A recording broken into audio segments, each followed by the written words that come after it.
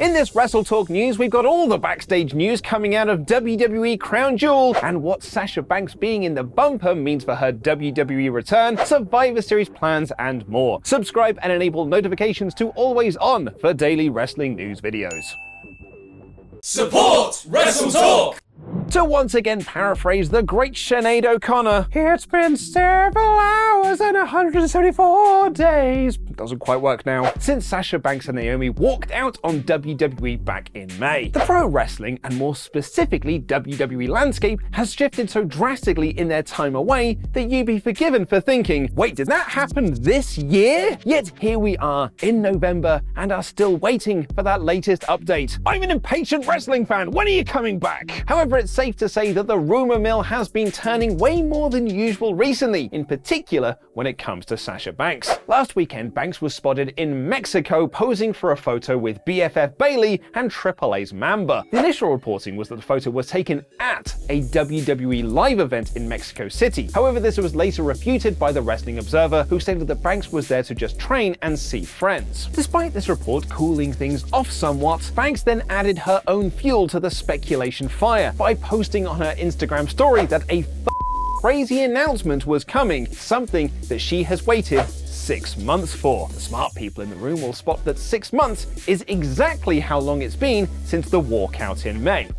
My Sinead O'Connor song told you earlier, leading once again to an expectation of a return very soon, with some even anticipating that said return was set to happen at yesterday's Crown Jewel, and that was speculated due to eagle-eyed fans spotting that both Banks and Naomi had been re-added to the then now forever together intro sequence. This, of course, is the first time that this has happened since their departure. Obviously, Banks and Naomi did not appear at Crown Jewel, if you've seen the show at the very least, but it could be a sign of things to come. In response to this, Fightful Select reached out to WWE asking whether the decision to re-add them to the sequence was related to a return at some point. Fightful Select report, we've asked about Naomi and Sasha Banks being added into the WWE intro. A rep said, no news to report on that front. One source believed they just attached the wrong open to the start of the show. No news to report? You've not seen the WrestleTalk news, pal. And that possible mistake is my WrestleTalk news headline. However, in what may be the biggest clue of them all is that both Naomi and Sasha Banks have pulled out of a prior commitment to appear at the Vulture Festival in Los Angeles on November 12th. A statement from Vulture Festival organizers stated due to an unforeseen scheduling conflict, Mercedes Varnado and Trinity Fatu are no longer able to participate in the event. Sasha Banks and Naomi WWE return confirmed on November 12th. Even though that's a Saturday and there isn't a show then. A lot of this, of course, is all conjecture. It's all perhaps just a big load of coincidence happening at the same time. And according to WrestleVotes, WWE might have already moved on. They might have in fact found their new Buzz Lightyear toy to replace their old Woody one, as they are lining up an NXT star to be the next big thing. Speaking to Give Me Sport, WrestleVotes reported that everyone in WWE loves Cora Jade, even stating that she's on the fast track to becoming the next Sasha Banks. But that's enough of someone who wasn't on Crown Jewel. What about the people who were?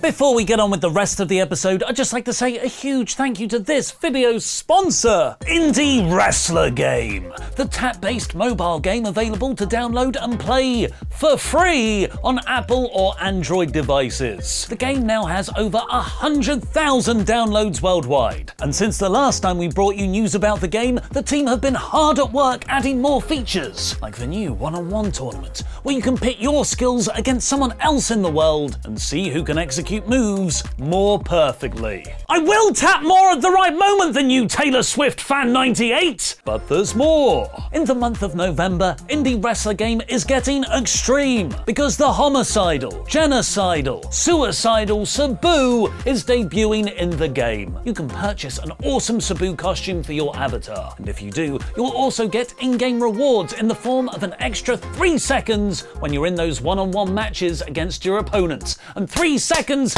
is all it takes! The coolest part though is you'll be supporting the wrestler themselves, as profits from these sales go directly to Sabu. So download Indie Wrestler Game now using the link in the video description below and play for free today.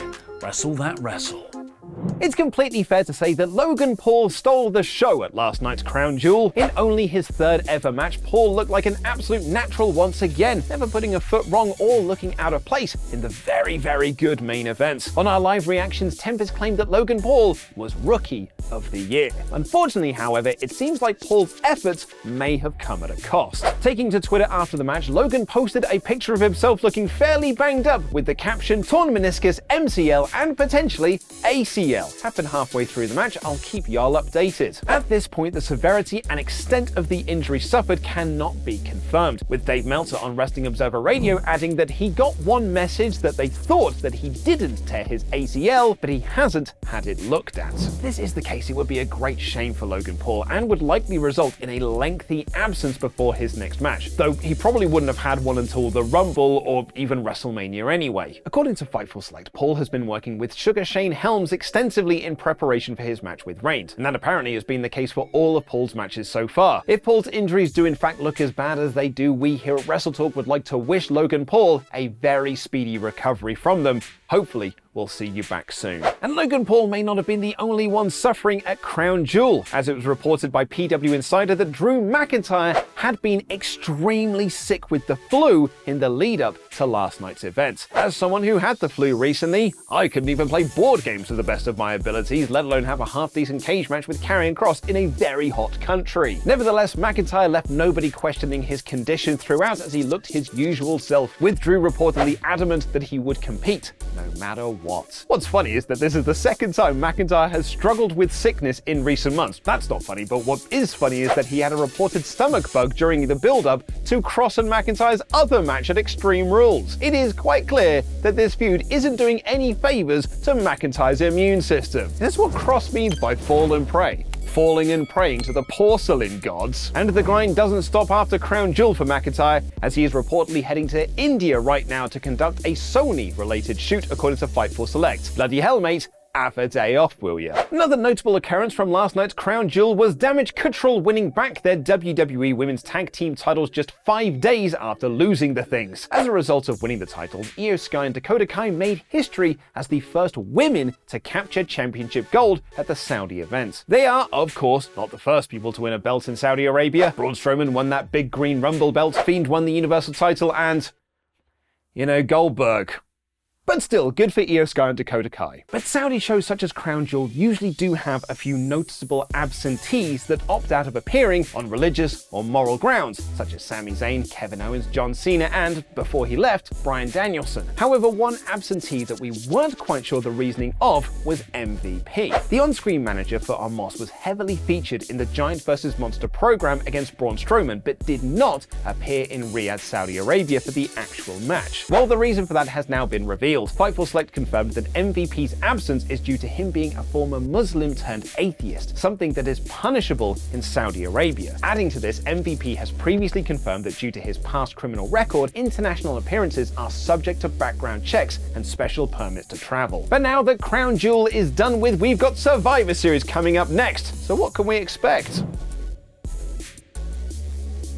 For the first time in decades, maybe? There is some actual anticipation around this year's Survivor Series, as it was announced a little while back that the show would actually be War Games. Sorry, I didn't quite do that right. Let me have another crack at that. War Games! Due to the stipulation never appearing on the main roster prior to this, there has been some uncertainty regarding the details, such as how many wrestlers will compete in the match. Will there actually be 2 rings? And of course, will Roman Reigns show up for work? As we know, Reigns' current deal requires him to only do a certain number of pay-per-view appearances, occasionally skipping over every other event. But boy howdy are we in for a treat, as if WWE's latest promo for Survivor Series is anything to go by, we may be getting 2 straight pay-per-views with Roman involved, in the same month no less. During Crown Jewel, WWE played an advert for War Games, soundtracked by Black Sabbath's War Pigs, which revealed that not only will there be 10 wrestlers in the match, a change more akin to WCW's War Game rather than NXT's 8, but also the advert featured Reigns and the other 4 members of the Bloodline. So it may be pretty safe to assume that the main event will be the Bloodline versus a bunch of good guys. My bet would be the Brawling Brutes and New Day, though I wouldn't also rule out Drew McIntyre or Kevin Owens. But of course, even with Triple H at the helm, this is still WWE, and it could just be them putting together a video package to hype the show, with no actual plans to feature the people used in that video, card subject to change, and all that jazz. So maybe it won't be the Bloodline at all. Maybe it'll be a reunited, and it feels so good, Hurt Business. Bobby Lashley had a big Bobby Clashley against Brock Lesnar at Crown Jewel, and despite losing was the one to actually stand tall at the end, and even applied the Hurt Lock to Brock one more time. It's either a way to continue their program into next year's Rumble/Mania, or perhaps a subtle way of turning Bobbles back into being a heel. A heel Lashley is something we're quite used to at this point, with some of his best successes coming from his affiliation with MVP and his two-time run as WWE Champion. One highlight of this time, and certainly a lot of the pandemic era, was the formation of the Hurt Business, which as well as Lashley and MVP also utilized the criminally underutilized Shelton Benjamin and Cedric Alexander. The group was a seemingly perfect fashion fit for Lashley at the time, yet was bafflingly cut short far too early, leaving Benjamin and Alexander to once again languish in catering. However, there might be some good news on the horizon, as in a recent interview with Radio Raheem in Saudi Arabia, Lashley has stated that he will make sure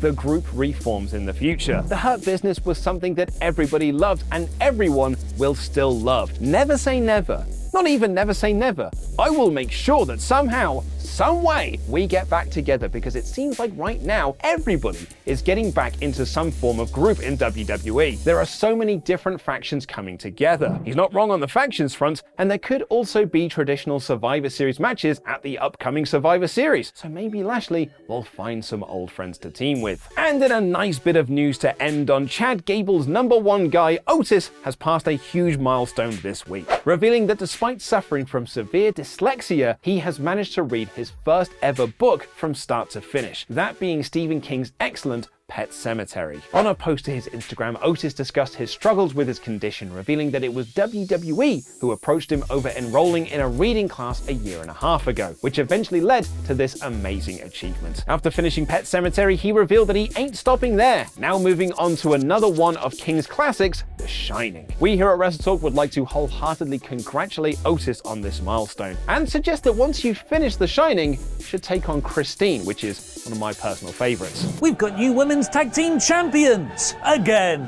Logan Paul might be the best wrestler you've ever hated. And we got our first direct tease that Alexa Bliss is being recruited by Bray Wyatt. But far more importantly than any of that, the internet has been gifted with this photo of Omos's hand over Michael Cole's face. I'm Ollie Davis, and this is my review of WWE Crown Jewel 2022 in about 10 minutes.